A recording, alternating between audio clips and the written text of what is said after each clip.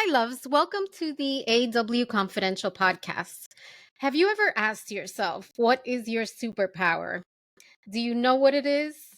After a long journey of self exploration and soul searching, I realized that the one thing that I thought, or I always thought was a weakness, I perceived as a weakness, is my superpower. My emotional empathy has a double edged sword, but it also has helped me understand other people's pain. It helps me be a better writer, a better interviewer, and better human. At the age of 35, Felicia Pride moved to LA. At the age of 39, she was staffed in a TV writer's room and started directing. And she has shared that turning 40 is her superpower.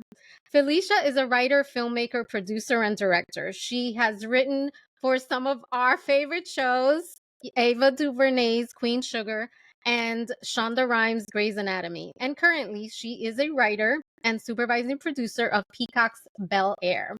She has released projects at Amazon, CBS Studios, and Lifetime, among some. And this powerhouse has sold TV pilots, brokered book to series, film adaptation deals. She has been tapped to develop projects with FX, Bravo, and Universal Pictures. Felicia is also the leader behind Honey Chile, an independent production platform creating stories for, by, and about Black women over 40.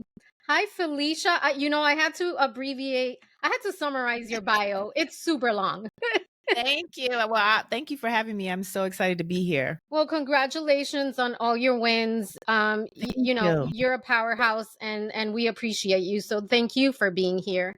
Now, Thank you're you. having this incredible career, but it has not been an easy journey for you, and it never is, right? Your Right. platform is about and for women over 40 who defy odds and create happiness and live unapologetically in real life, which is Yes. really hard to do. And I read that you quit writing for a few years and you struggled. Among your struggles was self-worth, which is something that connected with me so deeply, and it will with so many women. And you're not alone. I'm not alone. Yeah. I think a lot of us just feel like we're falling short, like in some way we're not enough or we're not Yeah. worthy in any area of our life, or even personally, like physically. Yeah. So can you share a little bit? I know it's a long journey and it's unfair to ask you to summarize it, but can you share a little bit about what you went through, just emotionally, mentally, spiritually, and sometimes even physically? For me, it actually, because it all trickles down to your well-being physically as Yeah. well. So can you share a little bit about that? Yeah, absolutely.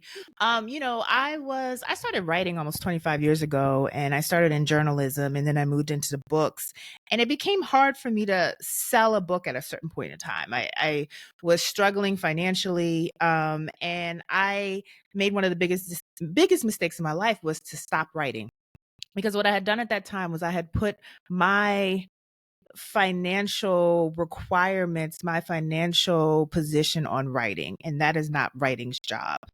I realized down the road that writing's job is to allow me to express myself, to have a conversation with the world around me. But I was just so stressed about money, which I know a lot of us can relate to.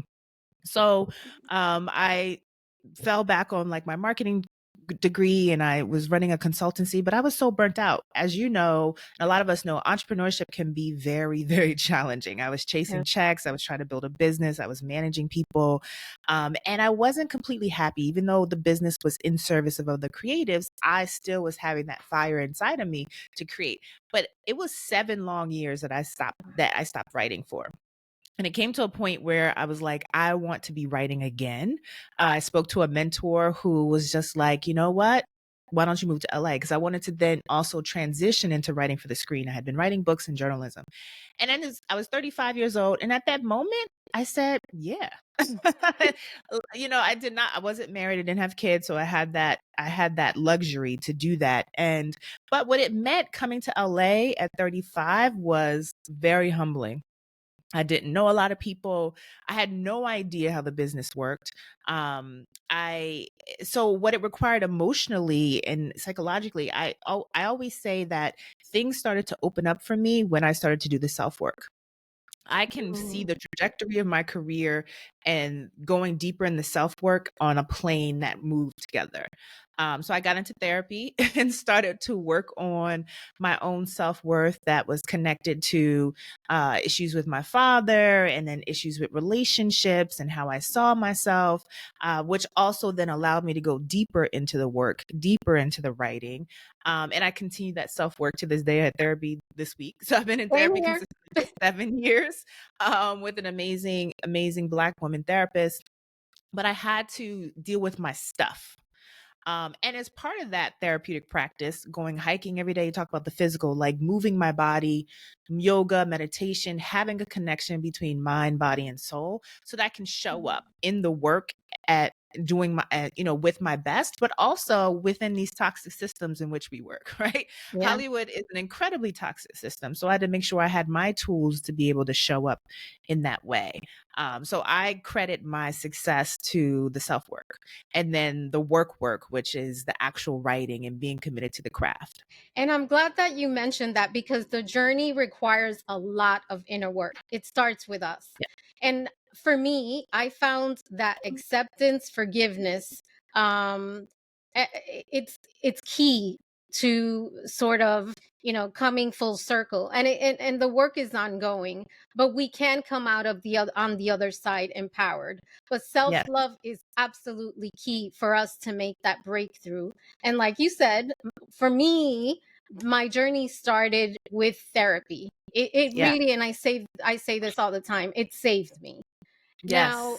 that's where the work began for me. And for you, when you begin thinking about your why and how when you started dismantling everything, like you said, I had to go back to my childhood to learn the reasons why I felt and I acted the way I did. It's a challenging process. It is Yeah. ongoing. It Very never painful. stops. Oh, absolutely. And I can honestly say, I have left therapy for a little while, but then I go back because it's ongoing, right? It's constant work. So, what has been the most challenging part of this, I would say it's such a long journey, but of this part of the journey for you, what was the hardest, as you were dismantling what you knew, any trauma? I think for Yeah. me it was forgiveness and acceptance. Those were the two. I think, yeah, I think mine was shame, being ashamed of the decisions that I made, the experiences that I found myself in. Yeah. I remember the first time, because I had bought a house at, like, I don't know, 27 years old in Baltimore, and I lost it. I lost that house to a foreclosure. And I remember the first time I said it on my podcast, Child Please, the first time I said it aloud in public. And I was like, oh my God, I realized I had never said that because I was so ashamed of that experience. And then when I think about of like the partners and how I let them treat me, and I thought about how I let people just walk all over me, how I had no boundaries, the shame of it That all. people pleasing too, Thinking about right? yeah, and my own family's trauma, being ashamed of what my family went through, that was the biggest piece. And I definitely feel that shame slowly kills in many ways. And so getting over the shame, and using platforms like this for me to be very open and vulnerable has been life-saving. Yeah. Absolutely. Thank you for sharing that. And I can Yeah. relate. I remember the first time I shared my sexual abuse. I remember the first time I shared my depression. I mean, there is shame is powerful, and it Yeah. really does hold you back. And Yeah. I'm grateful. Thank you for sharing that. I believe that so many of us can relate to the power of shame. Yeah. So thank you for sharing that. But I want to quickly turn to the sort of the other side of the spectrum, the opposite side of the spectrum, out Yeah. of I think the journey for me, it's almost been in chapters.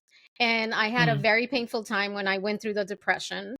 And then I came out on the other side. I had this awakening, like this power. Like I felt empowered. I felt awake. yeah. And you've said that turning 40 was your superpower. So what was it about? Why 40? Child, 40, it's something about I don't know, for me, it was almost automatic. It was like, right at 40, I didn't have any Fs left. Like, But what I had a few. changed? I had a few. I don't know what changed, honestly. I will say, I say that around 38 and a half, I started to love myself. Like, truly love myself around 38 years old. And so I think once 40 hit, I was like in that love and going deeper in that love, and in deeper in that love, just rediscovering myself and having a ball in that rediscovery. And that rediscovery was also, eh, I was shining in that rediscovery. So I felt good. I looked great. I was having a good time, and I tapped into a profound joy that has not gone away. I think over Mm, 40, uh, you start to care less about what you cared about because you realize it doesn't matter, right? You start to have mm. a retrospection spection and an introspection about the things that really matter to you. You start to, and I was basically on a trajectory of dream catching and dream capturing. And but I had all this wisdom in life. So it was like in my 20s when I was going after dreams, I didn't have the wisdom, I didn't have the life experience. So it just felt better. It felt easier. Not easy, but it felt easier. And I just had a self-assuredness. I remember getting into my first room, my first writer's room at 39, just had a self-assuredness. I know who I am, and I'm comfortable in my skin, and I'm confident in my ability. And I had not had that in my 20s or my 30s. So, what for women out there who are listening and who are going through this journey, what would you say are two things they can do today to begin that journey to, that empowerment, that self assuredness, that freedom? To me, it's freedom. It's Yeah. freedom.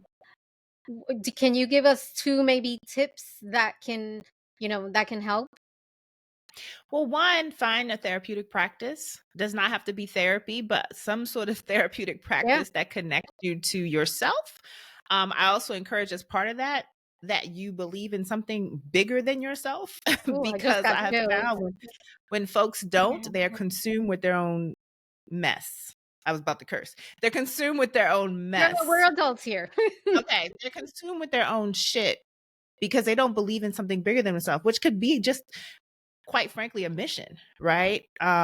So I would say that's the first thing in terms of um therapeutic practice, and the belief in something bigger than yourself. And then I think the second one is to indulge. That's my one word that I love. I think Oh, we need to wow. allow ourselves to indulge in the pleasures, the joys, the desires that make us happy. So those would be the two things I would say. I love those. And I'm glad you used that word mission because I can't let you go without asking you about this. You have accomplished so much. So, first of all, I want to give you your flowers. Congratulations. Thank But you. Thank you. absolutely. As a writer, filmmaker, producer, director, you are also the creator behind Honey Child. I love that word. I Yes. just love that platform.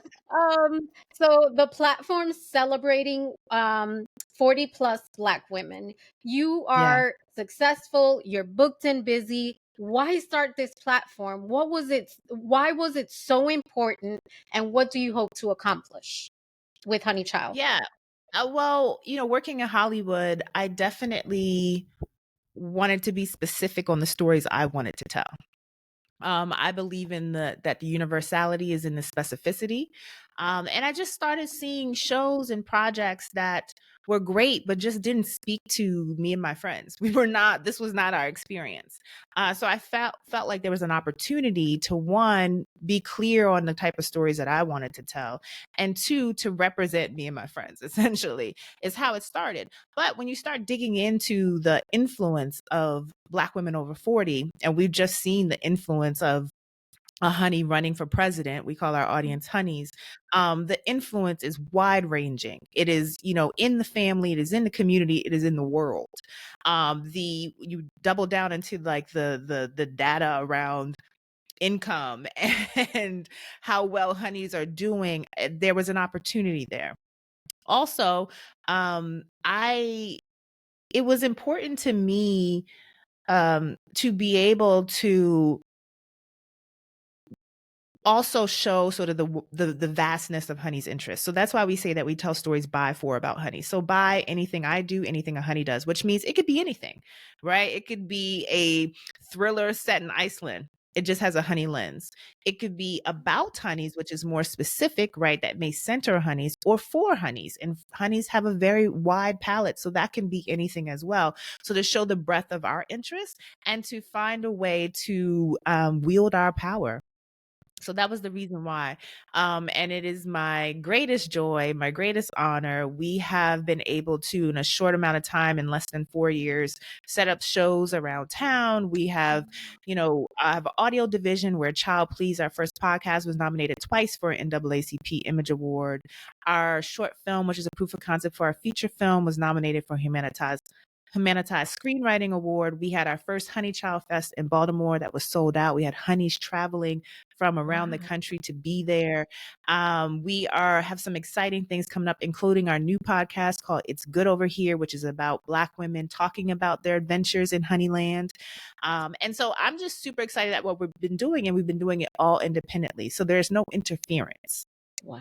There's no interference between us and our audience, and there's no interference with the work. And that makes it, I feel, have such a different resonance.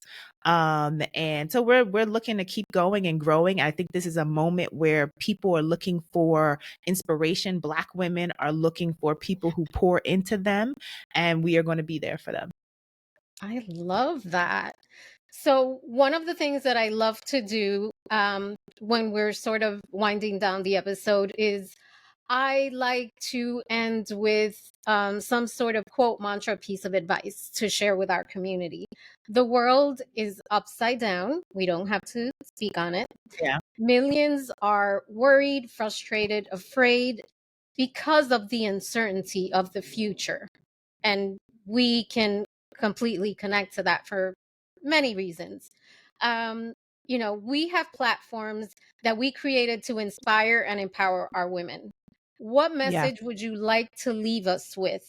And I'd like to say a message of hope or motivation. It could be either. You could either give us some tough love, or you could just, share some of your, honey child advice. But what can you offer us as hope or motivation?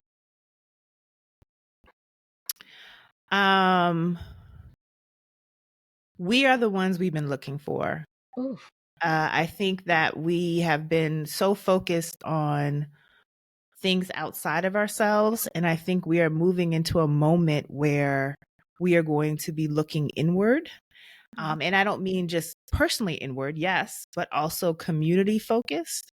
And so I think that presents a beautiful opportunity for us to redefine our priorities, including putting ourselves first and our communities first, to build within our community and across and intra-communities as well, and to also prioritize those things that literally make us happy, because we don't know what's going to happen at the end of the day. So I want us to be able to be indulging in joy and happiness, despite, and I know for Black people in particular, we have been able to find love, joy, and happiness across centuries. And so I don't see that stopping. I love that message. Thank you for sharing that. Thank So one of you. the things that I like to do at the end, I like to play this game called We Connect. I just started this recently, and it's a random question I don't know what the question is. Let's see. Okay. What is something you miss from your past? Ooh, good one. Um, Probably simplicity. I think my life has become a little bit more complicated than I'd like. So going into 2025, one thing I am definitely looking to do is simplify for sure. Girl, when you figure out how to do that, please let me know. It's gonna be a lot of no's and a lot of sad folks. That's what I can say. A lot of no's. Well, thank you, Felicia, so much. Please share with our community. How do they find out about Honey Child? I can't say that enough. Yes. I'm telling you. And and about you and the platform and all the things that you're doing. Yes. So you can find me across social media at Felicia Pride, and you can find Honey Child across social media. It's Honey Child. Definitely check out our new podcast. It's good over here on any platform that you listen to podcasts, including YouTube. We also have a newsletter called A Taste of Honey, and you can find all this at our website at honey-child.com. That's honey-child.com. Awesome. Felicia, thank you so much. Good luck with everything. Thank Thank you, and thank you you. for this platform. I Oh, appreciate thank it. you. And thank you, loves, for joining us on this episode of the AW Confidential Podcast. Talk to you soon.